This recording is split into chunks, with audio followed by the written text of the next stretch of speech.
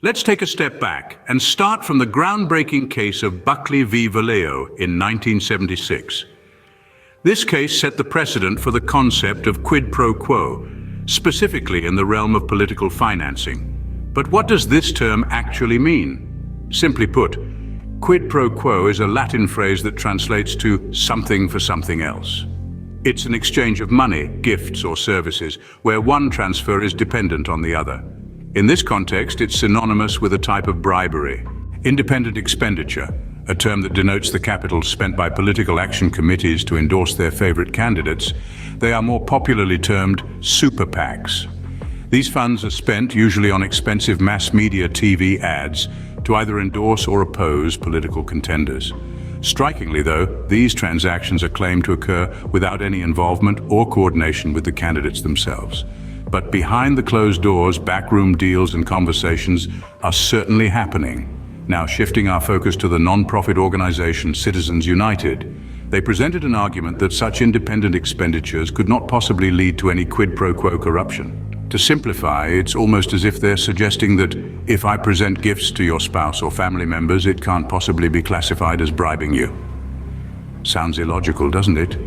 Following the absurd court decision of Citizens United, the argument was made that there couldn't possibly be bribery or tit-for-tat corruption since super PACs are supposedly 100% independent from political candidates. And so all donations and spending by super PACs must be independent expenditures. But the courts didn't get this right. This notion only holds true if the expenditure is absolutely independent, meaning there's no backdoor agreement or under-the-table dealings. It's as if the courts absurdly decree that there is no possibility of private, secret conversations. Then, along came Speech Now. They claimed that there's also no quid quo with a contribution made to a committee responsible for independent expenditures. It's akin to saying, I handed over tons of money to your buddy so they can purchase a huge gift for you, but now you owe me favors, but that still doesn't mean I'm bribing you. But oh, yes it does. Deep down we all realize that it's obviously corrupt quid pro quo bribery. In the instance of the DC 2010 Speech Now case, the extension of previous case precedents included allowance for super PACs to accept bribes due to their independent label. Imagine a scenario: a politician and a donor on a private phone call making a quid pro quo deal, one involving a hefty contribution of millions to their supporting super PAC. Technically, the super PAC acts independently, so it's a sneaky but legal way to circumvent the $3,000 legal limit on political contributions.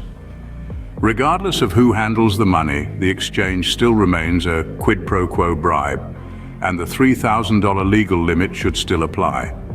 Yet the blunder in this is glaring, but it's challenging to overturn such embedded case law.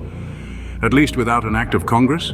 Envision a wealthy benefactor pouring money into a super PAC that is all for a specific contender. This candidate recompenses the donor by vowing to advocate policies that will be profitable for the donor's enterprise once in power. Despite the fact that the super PAC supposedly speaks and uses its funds independently of the candidates, the original monetary gift to the super PAC is really just an under-the-table bribe to the candidate, a textbook example of quid pro quo bribery and corruption. Hence, it is imperative for Congress to exert control and impose limits on contributions to super PACs too. Courts cannot make laws or prevent new laws. They can only review laws to decide their constitutionality and decide how they can be legally applied under the law. So remember, just because the spending by the super PAC is wrongly considered independent, it doesn't mean that they aren't conspiring and colluding with their favorite candidate. It's a bit like stating prostitution is highly illegal, but because I just paid her pimp instead, acting independently and avoiding paying the hooker directly, now it's perfectly legal. But we all can comprehend that's not really changing the essence of anything. It's just an irrelevant technicality. These kind of shady tactics enable evil, corrupt candidates to get elected into power instead of the good, honest ones we need.